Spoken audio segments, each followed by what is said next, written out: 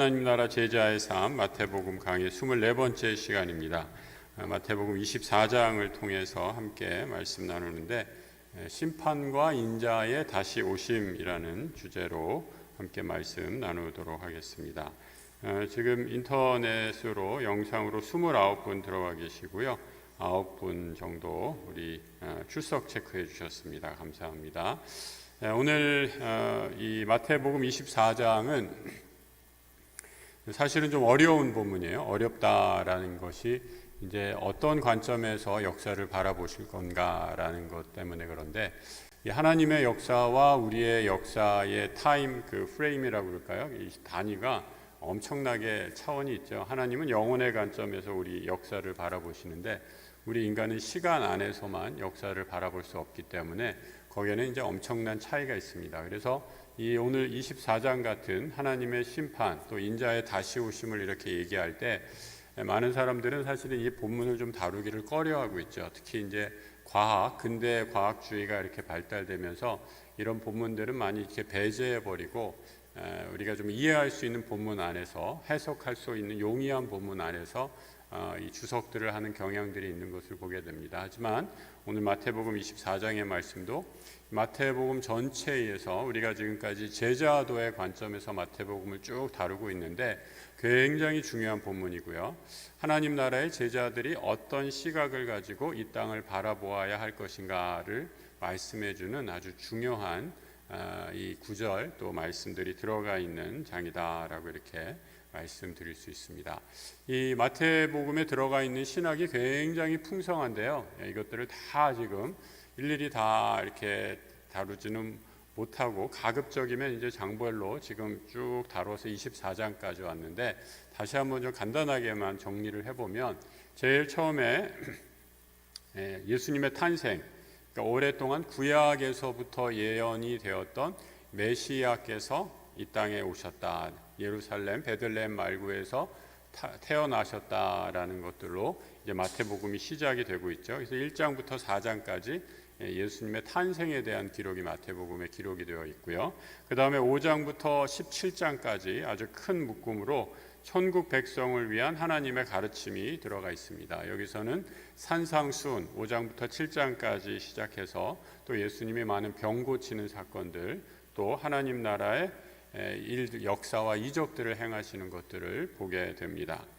그리고 18장부터 20장까지는 하나님 나라 백성 공동체인 교회가 어떠해야 할 것인가라는 것을 다시 말해서 제자 공동체인 교회는 어떠해야 될 것인가라는 것을 다루고 있고요. 그 다음에 우리가 살펴보았지만 21장부터 25장까지 메시아이신 주님, 인간의 몸을 입고 예언대로 이 땅에 메시아로 오신 예수님이 예루살렘에 들어가는 장면이 이제 기록이 되어 있습니다. 근데 우리가 살펴봤던 것처럼 예수님의 예루살렘 입성이 아주 가마탄 꽃길, 장밋빛 환호성을 받고 들어간 길이 아니라 예루살렘에 입성하는 그 길이 굉장히 울퉁불퉁하고 고난의 가시밭길이었다라는 것을 살펴보았고요. 그 상징적인 사건이 예루살렘으로 예수님이 들어가자마자 성전 상을 둘러 엎으시는 그런 사건이었다라고 이렇게 말씀을 드릴 수 있죠. 그리고 예루살렘에 들어가서 크게 성전 상을 엎으신 것과 그 다음에 그 이어서 두 번에 걸친 바리새인들 또 서기관들과 아주 치열한 종교적인 논쟁, 아주 핫 디베이트를 하시죠. 그래서 이 바리새인들이 굉장히 예수님의 말씀에 분노하고 예수님을 죽이려 했다라는 말씀들이 이어지고 있고요. 오늘 24장에서는 예수님께서 이스라엘 이 종교 또 이스라엘 성전 중심의 신앙에 대한 종말과 심판을 예언하고 있는 것을 보게 됩니다. 좀 이렇게 쫙 그림이 좀 그려지시는지 모르겠어요. 그래서 여러분 성경을 우리가 이렇게 한 절 한 절만 뽑아서 읽는 것도 은혜가 되지만 성경을 마치 이제 파노라마처럼 전체 그림을 갖고 이렇게 이해하시고 새롭게 읽으려고 하시면 이 성경의 전체 그림을 갖게 되고요. 우리가 지금 계속해서 제가 그래서 이 시간에 하는 작업은 마태복음의 전체 그림을 계속해서 여러분에게 말씀드리는 거예요. 그래서 마태복음이 어떠한 신학을 갖고 마태가 이것을 기록했는지, 또 마태가 기록한 하나님의 말씀인 마태복음을 통해서 어떻게 예수의 제자들, 하나님 나라의 백성들이 탄생했는지, 이런 것들을 한번 같이 살펴보았으면 좋겠습니다. 오늘 특별히 24장에서는 두 가지 중요한 개념이 등장하는데, 두 가지 단어라고 이렇게 얘기할 수 있겠어요. 키워드를 두 가지 뽑으라면 예언과 묵시라는 그런 단어를 뽑을 수 있겠습니다. 이 예언과 묵시, 우리가 흔히 많이 듣는데 예언과 묵시가 어떻게 다르냐 이렇게 질문을 하면, 예언은 뭔가 이렇게 미래에 대한 말하는 게 아닌가 이렇게 얘기할 수 있겠고, 묵시는 잘 모르겠죠. 묵시는 무슨 신비한 어떤 일 아닌가 이렇게 그 대답을 하기가 마땅치가 않은데, 다 어려운 그런 단어들을 써서 그렇고요. 근데 한번 우리가 아주 간단하게만 한번 이렇게 살펴보도록 하겠습니다. 첫 번째로 예언은 어떤 것인가? 예언은 오늘 여기에 집중하는 것이 예언이다라고 이렇게 얘기할 수 있습니다. 제가 자막 한번 드렸는데 한번 자막 올려주시죠.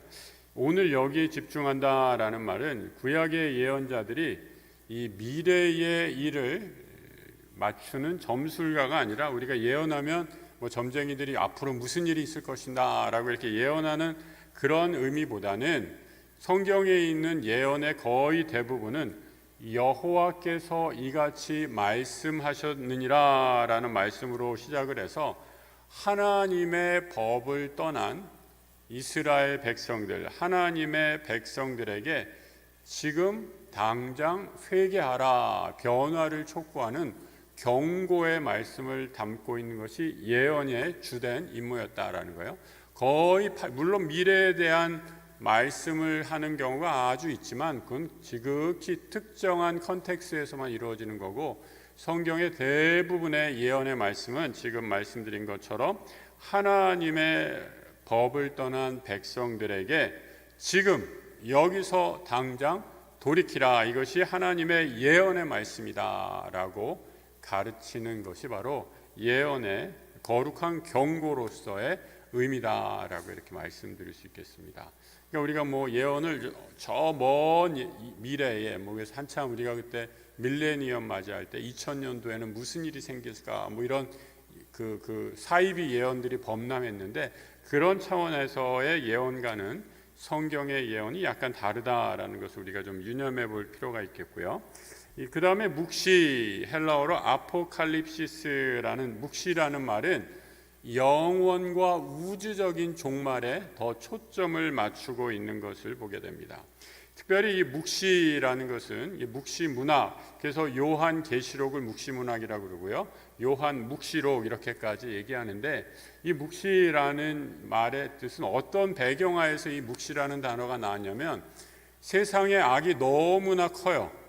그리고 그 거대한 악에 맞서서 나 개인, 또 우리 교회 가정 단위를 볼 때 그 세상의 거대한 악의 하나의 톱니바퀴 먼지 한 톨도 안 되는 나 자신의 무기력함에 그 무기력함에 절망하고 좌절하고 눈물을 흘리고 한숨 짓는 하나님의 백성을 향해 하나님이 묵시의 메시지를 주세요. 그 묵시라는 것은 뭐냐? 아까 말씀드렸던 것처럼 이 역사를 하나님께서 다스리시고 운행하시고 결국 최종적으로 심판하신다라는 계시의 말씀을 가르쳐 주는 것이 바로 묵시다라는 거예요. 그래서 하나님께서, 하나님의 시간과 우리 인간의 시간이 다르다라고 그랬잖아요.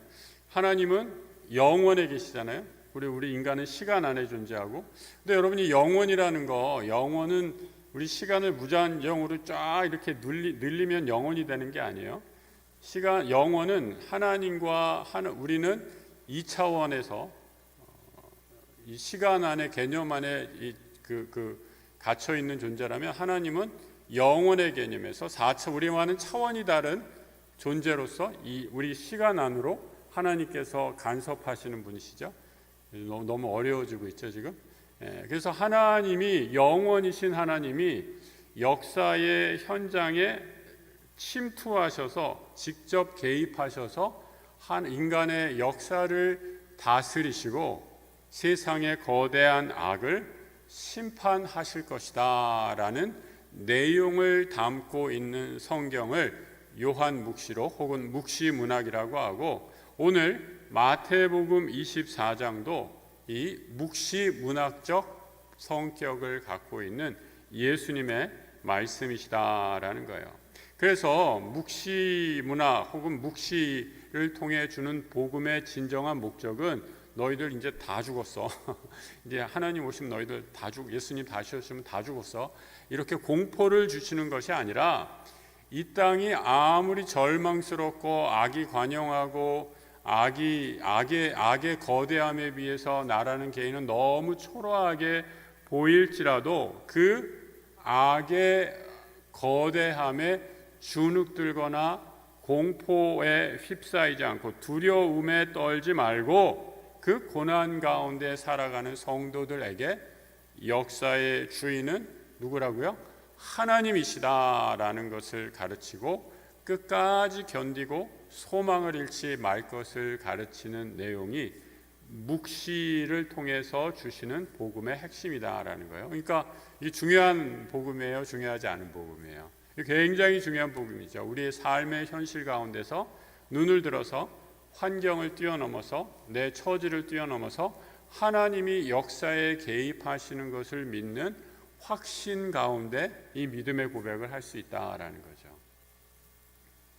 여러분 정말 그런 믿음이 있으시길 축복합니다. 우리가 세상을 바라볼 때, 뉴스를 바라볼 때, 또 세상의 여러 가지 악을 바라볼 때 그 거대한 악에 맞서 있는 나, 너무나 무기력하고 초라해 보이는데 거기에 절망하고 좌절하고 주눅드는 것이 아니라 하나님이 역사의 주인이십니다 라는 믿음의 고백으로 우리가 이 나의 현실을 바라볼 때 새로운 눈으로 우리는 이 땅의 악을 대처하고 하나님 나라의 소망을 가질 수 있다라는 거죠. 자, 1절부터 8절까지 이렇게 시작이 되는데, 제자들이 먼저 헤롯 성전, 그 당시 예수님 시대에 지어진 헤롯 성전의 웅장함을 바라보면서 아주 감탄했다라고 이렇게 얘기하고 있습니다. 특별히 24장 1절에 보면 이런 구절이 나오죠. 제자들이 성전 건물들을 가르쳐 보이려고 나갔다라는 거예요.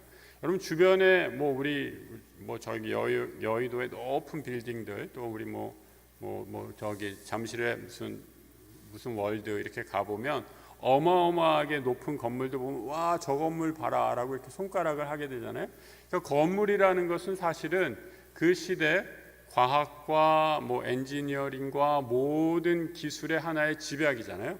그래서 그 건물을 통해서 그 시대의 문화상 또 과학기술의 발전 등을 볼 수 있는데, 헤롯 시대의 헤롯 성전이 바로 그러했다라는 거죠. 어마어마한 규모의 크게 지어진, 그리고 자신의 종교적인 힘과 정치적인 힘을 상징적으로 보여주는 어마어마한 성전을 건축을 했어요. 근데 지금 다 무너졌죠. 다 무너졌어요. 근데 예수님께서 제자들이 와, 저 건물 봐, 손가락질을 하는 그 순간에 예수님이 바로 이어서 뭐라고 말씀하시느냐, 2절입니다. 2절 말씀 같이 한번 읽어볼까요? 대답하여 이르시되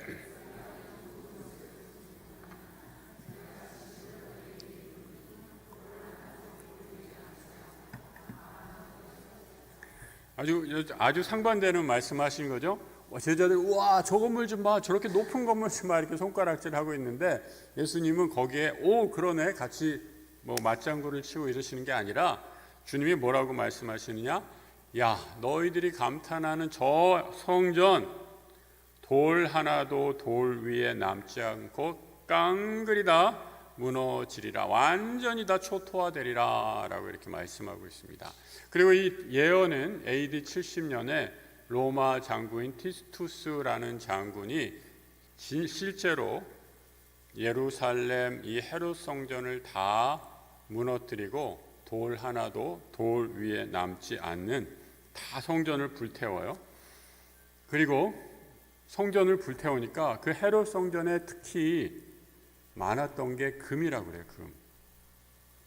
성전에 금이 있었는데 그 금이 불에 타니까 금이 어떻게 되냐면 뜨거우니까 이게 약간 뭐 금이 녹아서 돌 사이로 이렇게 금이 사금 같은 것이 흘러내렸다라고 이렇게 전해지는데, 예수님 말씀처럼 돌 사이에 흘러내린 그 금을 이 로마 군인들이 다 서로 차지하려고 진짜 말 그대로 돌 하나하나를 다 파헤쳐 가면서 그 성전을 완전히 무너뜨렸다라고 이렇게 역사는 기록해 주고 있습니다. 그래서 여러분, 오늘도 성지순례 가신 분들 중에 예루살렘에 가면 무슨 벽이 있어요? 통곡의 벽이라는 그런 벽을 들어보신 적이 있는지 모르겠습니다. 통곡의 벽에 가면 그 시대에 헤롯 성전의 자리에 무너진 성전을, 지금 성전은 이제 다시 세운 거죠. 한참 뒤에 다시 세운 건데 그 흔적들이 아주 희미하게 남아있는 것을 보면서 지금도 유대인들이 그 통곡의 벽에서 기도하는 유대인들을 볼 수 있다라고 이렇게 전해지고 있죠. 무슨 말씀인가? 인간이 쌓아 올린 어마어마한 건축, 그 업적도 하나님의 심판 안에 완전히 깡그리 무너질 수 있음을 예수님께서 말씀하시고 보여주셨다라는 겁니다.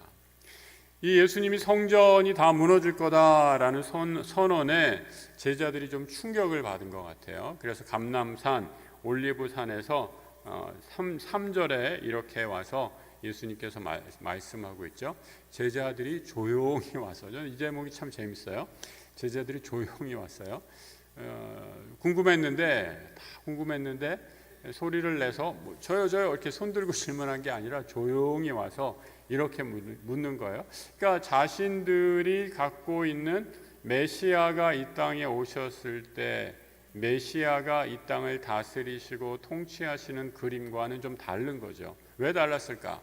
예수님이 메시아로서 이 땅에 오신 것은 알아요. 그러면 예수님이 저 성전, 더 높은 성전의 그 임금의 자리에 우리 주님이 앉아야 되는 거 아니에요. 근데 우리 주님이 거기에 앉지 않으시고 이 성은 다 허물어 버릴 거다라고 말씀하시니까 제자들이 약간 혼돈을 느꼈던 것 같아요. 어떻게 된 거지? 그래서 조용히 와서 이렇게 묻고 있습니다. 다시 3절로 돌아가면 어느 때에 이런 일이 있겠사오며 또 주의 임하심과 세상 끝에는 무슨 징조가 있사오리까? 라고 이렇게 말씀하고 있습니다. 이 세상 끝이라는 그런 표현이 있죠. 세상 끝, 헬라어 이 원어로 그대로 직역하면 세상의 완성이라는 의미입니다. 제자들은 그때가 언제입니까? 라는 것을 묻고 있고요. 그리고 그때 세상이 완성되는 때에 어떠한 징조들이 있겠습니까? 라고 묻고 있는 거죠. 여러분, 세상의 끝, 종말, 하나님의 역사, 하나님이 이 땅을 향해서 품고 있는 역사가 완성되는 그때의 모습과 징조가 어떻겠습니까? 라고 이렇게 묻고 있는 거예요. 여러분은 어떤 생각이 드세요? 그때 예수님이 다시 오시는 그때의 세상의 모습이 어떠할까? 예수님이 이렇게 말씀하고 있어요. 4절부터 8절의 말씀입니다. 한번 같이 천천히 4절부터 8절 같이 한번 읽어보죠. 예수께서 대답하여 이르시되 너희가 사람의 미혹을 받지 않도록 주의하라. 많은 사람이 내 이름으로 와서 이르되 나는 그리스도라 하여 많은 사람을 미혹하리라. 난리와 난리 소문을 듣겠으나 너희는 삼가 두려워하지 말라.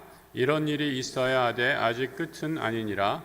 민족이 민족을, 나라가 나라를 대적하여 일어나겠고 곳곳에 기근과 지진이 있으리니 이 모든 것이 재난의 시작이니라.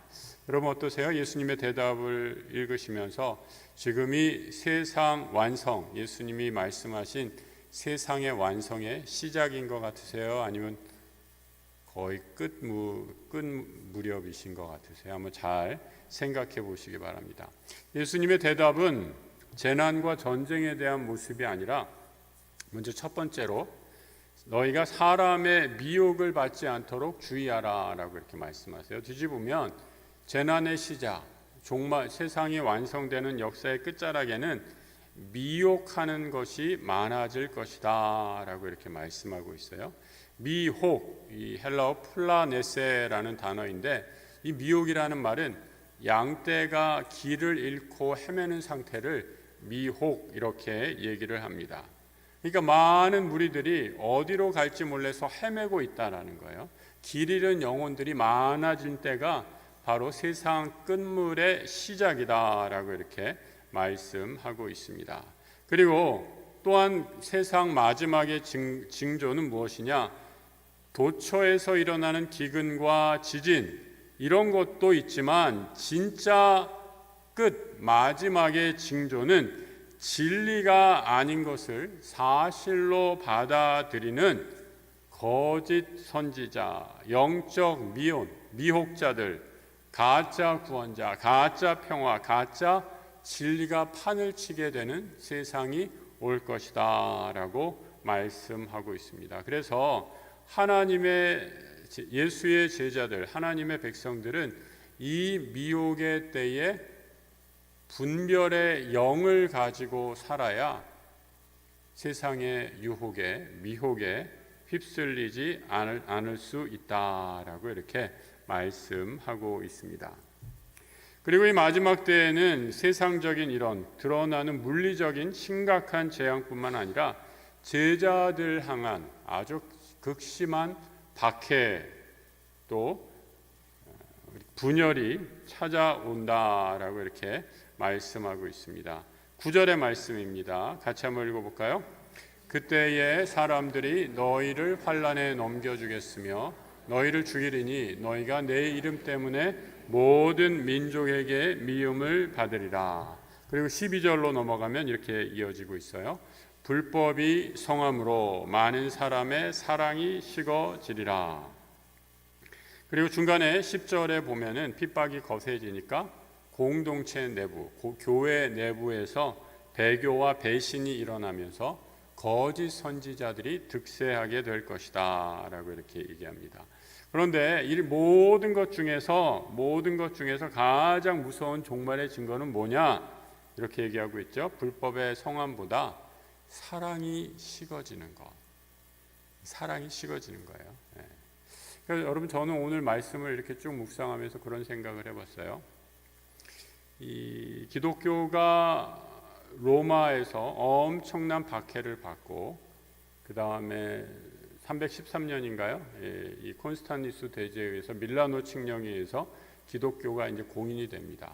그리고 나서 기독교가 갑자기 이제 로마 제국 전체로 퍼져 나가는데 사실 기독교가 공인될 때의 로마 전체의 인구 가운데 기독교인의 숫자는 10%도 안 됐다고 그래요. 그 당시 연구 조사에 의하면. 그렇죠? 마이너리티 중에 마이너리티였어요. 근데 그 당시 로마 사람들이 왜 기독교를 국교로 받아들이고 기독교인에 대해서 우리나라 로마라는 제국이 기독교를 이 제국의 종교로 삼아도 좋겠구나라는 생각을 했을까? 그것은 바로 그 로마 제국의 소수 중에 소수였던 그리스도인들이 살아가는 삶의 방식 때문이었다라는 거죠.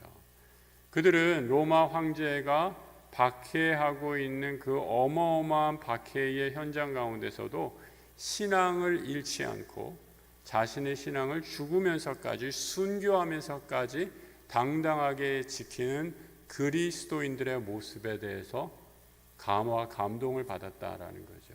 그리고 그 당시에 전염병이 돌면 지금처럼 격리하고 이런 의료 제도가 발달되지 않았기 때문에 그때는 이 전염병이 돌면 그냥 신의 형벌이라고 생각해서 그 마을 전체를 다 봉쇄를 하거나 그것도 안 되면 다 죽여버리는 그런 끔찍한 정책을 폈는데 사람들이 아무도 가기 싫어하는 그 봉쇄된 마을에 그리스도인들은 전염될 것을 두려워하지 않고 죽음을 두려워하지 않고 그곳에 가서 사랑을 실천하는 소수의 그리스도인들이 있는 것을 보고 로마 제국의 사람들은 저 사람은 대체 어떤 신을 믿길래 저런 사랑의 실천을 할 수 있는가라고 말하며 놀라워했다라는 거죠.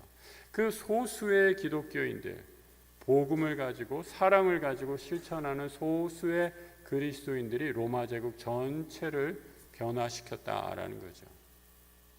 우리나라 이 전체 이 종교인 중에 한때는 뭐 개신교인이 20%를 육박한다라고 이렇게 하는데 지금 많이 줄었어요. 그래서 지금 뭐 한 15%, 16%뭐 이렇게 얘기하는데 중요한 거는 인구수, 머리수가 아니에요, 여러분.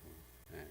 복음은 그리고 정말 기독교 교회의 능력은 사람들의 많고 적음, 신도의 수에 따라서 영향받는 것이 아니라 아무리 소수일지라도 그 소수가 하나님의 말씀대로 온전히 실천하느냐 못하느냐 여기에 달려 있다라는 것을 우리 기독교 역사가 보여주고 있다라는 것을 다시 한번 생각하게 됩니다. 이렇게 여러 가지 사랑이 식어지는 문제 가운데 이기심과 무관심이 지배해서 더 이상 타인의 아픔에 공감하지 못하는 냉소적인 사회, 그 사회는 어떻게 되는가?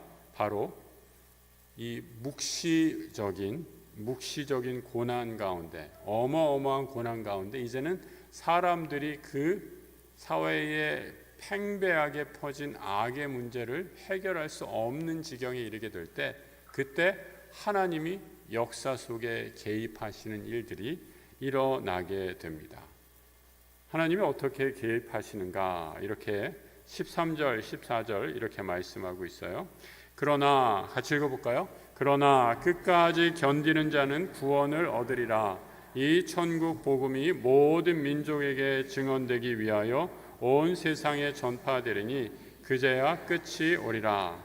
이 견딘다라는 건 무기력하게 당하고만 있는 것이 아니라 억압과 미움, 불의가 아주 판을 치는 세상 한복판에서, 사랑이 식어가는 세상 한복판에서 주님이 가르쳐 주시는 사랑의 법을 포기하지 않고 끝까지 끈질기게 살아내려는 영적 저항, 그 인내를 통해 하나님의 나라가 다시 시작될 것이다 라고 이렇게 말씀하고 있습니다. 그리고 그 소수의 무리를 통해 다시 하나님께서 역사하실 것이다 라고 말씀하고 있습니다. 심판의 날 가운데, 그래서 이제 멸망에 가증한 것이 거룩한 곳에 서는 큰 환난을 경고하고 있죠. 15절의 말씀입니다. 이 멸망에 가증한 것이다 15절에 표현된 것은 우상의 제사를 말해요. 우상의 제사가 이제 기독교 안에, 우리로 얘기하면 교회 안에 들어와서 이것이 하나님께 드리는 예배인지 이방신에게 드리는 예배인지 모호해지는 그런 종교 혼합의 형태까지 일어나고 있다라는 거예요.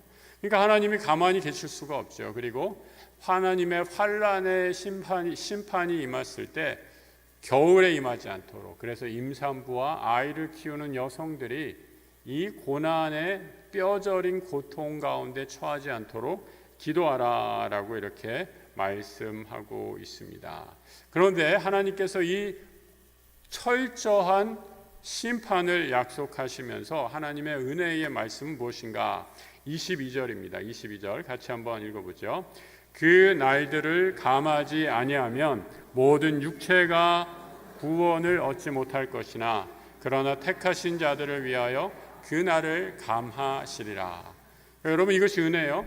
하나님, 이 세상의 악, 이 세상에 정말 무너질 것 같지 않고 그 철옹성 같은 악한 시스템들, 그래서 나는 도무지 무기력하게만 느껴지는 그 현실 속에서 하나님께서 그 악을 심판하실 때 내가 처하는 고난의 날들, 환난의 날들은 점점 더 줄어들고 있음을 믿음의 눈으로 바라보는 거죠. 왜요? 하나님이 이 역사 가운데 개입하시기 때문에. 그러니까 여러분, 우리가 세상이 너무 악해서 이놈의 세상 뒤집어져라, 다 망해버려라, 이렇게 말하는 것은 우리 신앙인의 태도가 아닙니다. 이 세상에 아무리 부족하고 불의하고 악해 보인다 할지라도 하나님이 역사를 다스리심을 믿는다면 큰 환난 중에 또 내가 감당할 수 없는 그 악한 구조와 시스템 속에서 하나님께서 이 고난의 시간을 줄여주실 것입니다 라는 것을 끝까지 붙들고 기도하는 거죠. 그리고 그 하나님께서 악을 그대로 방치하지 않으시고 믿음의 신실한 자리, 거룩함을 지키는 백성을 위해서 하나님은 환난의 시간을 줄여주시고 우리를 구원해 주시겠다 약속하고 있습니다. 근데 이 환난의 시간대 가장 어두움이 깊은 때가 이제 해가 뜨기 바로 직전 새벽녘이라고 그러지 않아요? 그러니까 바로 가장 어두움이 짙을 때 거짓 그리스도인들, 적 그리스도인들이 그때 더 더 출몰이 잦아져요. 그래서 말씀하신 것처럼 26절에 그리스도가 광야에 있다, 여기에도 있다, 골방에도 있다, 미혹될 것이다. 그러니까 자신이 스스로 자처하는 메시아들이 어마어마하게 많이 난다라는 거죠. 전 세계에서 우리나라에 아마 메시아가 제일 많이 있을 거예요. 저 계룡산 근처에 가면 한 300명의 메시아가 활동하고 있다 그래요. 자칭 메시아.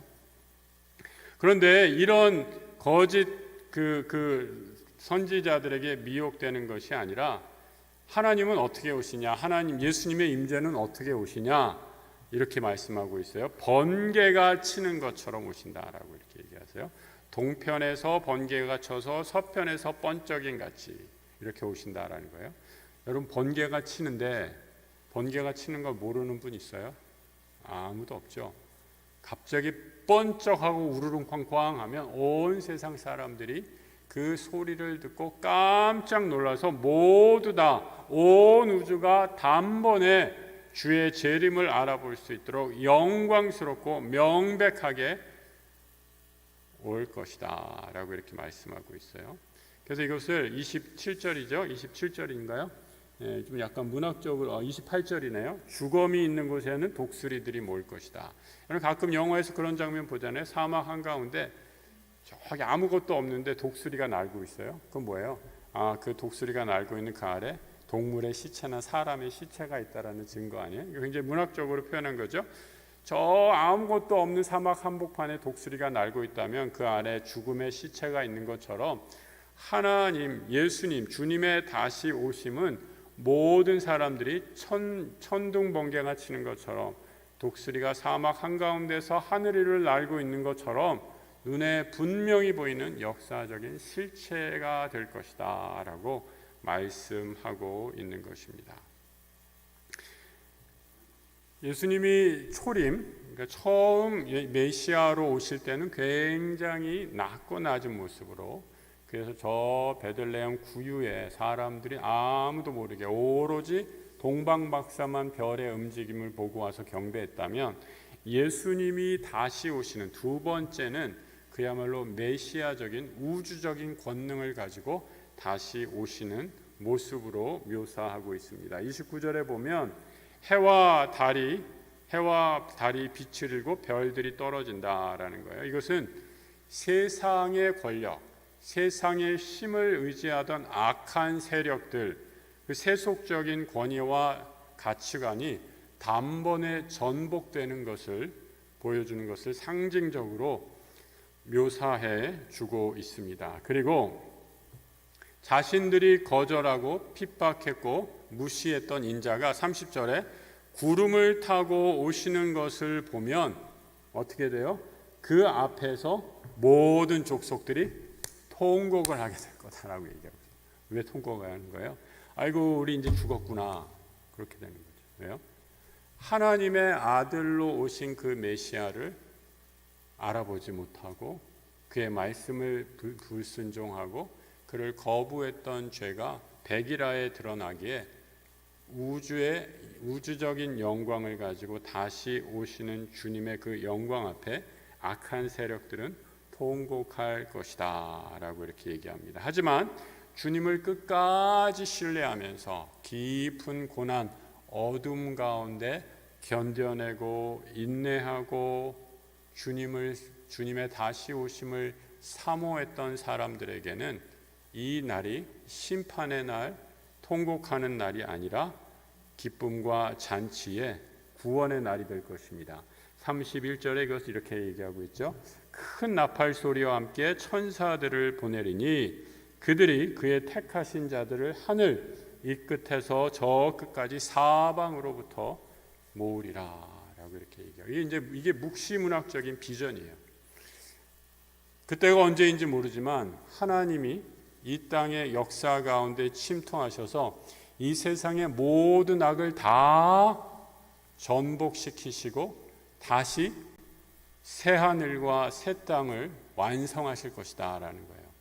오늘 이사야 65장의 새벽에도 읽었는데 여러분, 하나님이 말씀하시는 새 하늘과 새 땅, 그 신천지 이단이 아니라 그래도 저기 뭐 어디 달나라 타고 머스크가 만드는 로켓 타고 화성에 가는 게 새 하늘과 새 땅의 비전이 아니라 하나님이 역사에 개입하셔서 세상의 모든 어그러진 역사들, 뒤틀린 질서들을 다 다시 전복시키시고 이 땅 가운데 하나님의 질서를 새롭게 만드시는 새 하늘과 새 땅의 비전을 하나님께서 하나님의 나라를 다시 세우실 그날이 바로 이 새 하늘과 새 땅, 천사들을 통해서 하나님의 백성을 모으는 그날이 될 것이다. 구원의 날이 될 것이다 라고 이렇게 말씀하고 있습니다. 그래서 마지막으로 이어지는 32절부터 우리가 읽지는 않았는데요, 무화과 나무의 비유를 말씀하시는데, 무화과 나무를 보면서 여러분 계절의 변화를 알 수 있듯이 영적인 민감성을 가지고 요구하고 있어요. 가지가 연하여지고 잎사귀를 내면 계절의 변화를 통해 여름이 가까이 오는 것을 우리가 알게 되듯이 세상에, 여러분 지금 세상 한번 보세요. 가득한 전쟁과 기근, 지진, 불법과 사랑이 식어짐. 요즘처럼 불법이 횡행한 세상이 어디 있어요? 강대국의 이 불법, 어디라고는 얘기 안 하겠지만 여러분 다 아시잖아요. 힘이 있다고 예전에는 어떤 틀 안에서 이런 뭐 국제 질서다라는 이런 얘기들을 다 했는데, 이제는 그런 국제 질서라는 것이 다 무너지고 있는 그런 시대 가운데 살고 있어요. 서로가 서로에 대한 각자 도생의 삶으로 무한 경쟁의 시대에 사랑이 식어지는 그런 시대를 살아가고 있습니다. 이렇게 되면 뭐라고 말씀하세요? 심판이 지금 끝까지 심판에 뭐라고 표현하죠? 임계점이 다다랐다라는 것을 우리가 영적으로 바라보아야 한다라는 거죠. 그러면서 하나님의 말씀, 이 말씀은 결코 없어지거나 사라지지 않는 35절이죠. 천지는 없어질지언정 내 말은 없어지지 아니하리라 라고 말씀하고 있습니다. 그래서 예수님이 24장에서 하시는 이 묵시적인 종말론의 비전은 여러분 그 종말의 날짜를 어느 이단이 했던 것처럼 몇 월 며칠 몇 시 세상은 망한다, 그것을 계산하고 그때까지 뭐 열심히 살든지 아니면 그때까지 열심히 놀든지 둘 중에 하나 선택하라, 그래서 구원의 뭐 확신을 가지고 살아라, 이런 식으로 호기심을 유발하는 책이 아니라 묵시 문학에서 가르치는 하나님의 말씀은 그때와 그 시는 아무도 모르고 천사도 모르고 아들도 몰라요. 오직 누구만, 36절에 누구만 아신다고요? 하나님만, 아버지만 아신다라고 이렇게 얘기하니까 이때, 이 마지막 때는 이때의 징조를 가르쳐 주시는 이유는 뭐예요?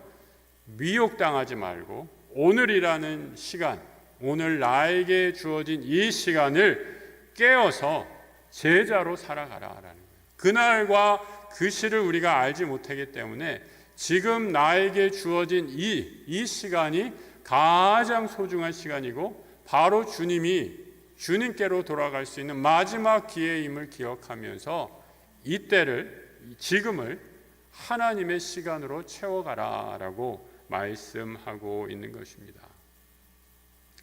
사도 베드로는 베드로서가 쓰여질 때 임박한 종말론 사상이다라고 얘기하거든요. 그러니까 예수님이 부활 승천하시는 걸 봤던 제자들이 있었어요. 그러니까 예수님이 다시 오리라 약속했으니까 예수님 곧 오신다라고 생각하면서 그냥 아무 일도 안 하고 뭐 결혼도 안 하고 시집도 안 가고 장가도 안 가고 그냥 동굴 속에서 기도만 하려고 했던 그런 세상을 떠난 무리들이 있었어요. 근데 베드로후서는 이 모습들을 보면서 뭐라고 베드로후서에서 이렇게 말씀하시는가? 3절 9절의 말씀입니다. 같이 한번 읽어보죠. 주의 약속은 어떤 이들이 더디다고 생각하는 것 같이 더딘 것이 아니라 오직 주께서는 너희를 대하여 오래 참으사 아무도 멸망하지 아니하고 다 회개하기에 이르기를 원하시느니라. 주의 약속, 주님이 다시 오시겠다라고 하셨는데 왜 이렇게 주님 더디세요? 왜 지금 2000년이나 지났는데 왜 이렇게 안 오세요? 라고 얘기하는 것은 여전히 우리의 신앙이 인간의 시간이라는 개념 앞에 갇혀 있기 때문입니다. 아까 말씀드렸잖아요. 하나님은 영원에 속한 하나님이세요. 하나님은 우리 인간의 시간이랑은 다른 존재의 차원에 계세요. 이 영원의 관점에서 하나님 우리 시간에 침투해 오시는데 그것은 오직 하나님의 전적인 하나님의 재량이시다라는 거예요. 그래서 하나님은 지금 이 시간을 어떻게 활용하시는가? 너희에 대해서 어떻게 한다고요? 오래 참으사 다시 돌아오기를, 회개하기를 기다리면서 이 시간을 하나님은 영원의 관점에서 기다리고 계시다라고 말씀하시는. 그래서 우리에게 주어진 시간, 이 시간 하나하나가 은혜요, 축복이고 하나님의 사랑인 것을 우리가 깨달아야 한다라는 거죠. 이 세상에 그 화려했던 헤롯 성전도 다 무너졌습니다. 그리고 변치 않는 것, 영원한 것 하나는 주님의 말씀 하나다라고 성경은 예수님의 입술을 통해서 말씀해 주고 있습니다. 여러분이 지금 이 세상을 어떻게 보십니까? 우리 가정을 어떻게 보십니까? 또 내 개인의 삶을 어떻게 바라보십니까? 여러분 그것을 바라볼 때 뭐 부정적으로 바라볼 수 있어요. 정말 소망 없다. 이놈의 세상 정말 다 망해버렸으면 좋겠다. 이렇게 판단하실 수도 있어요. 그런데 오늘 이 말씀을 통해서 여러분 주님이 우리에게 주시는 그 음성을 한번 내가 처한 현실, 가정, 또 우리 사회, 또 우리 나라, 또 이 세계에 한번 대입해 보시기 바랍니다. 사랑이 식어가는 이 차가운 세상 속에서 우리는 이 시간을 오히려 더 뜨겁게 사랑하고 인내함으로 하나님이 나에게 오늘도 기회를 주시는구나.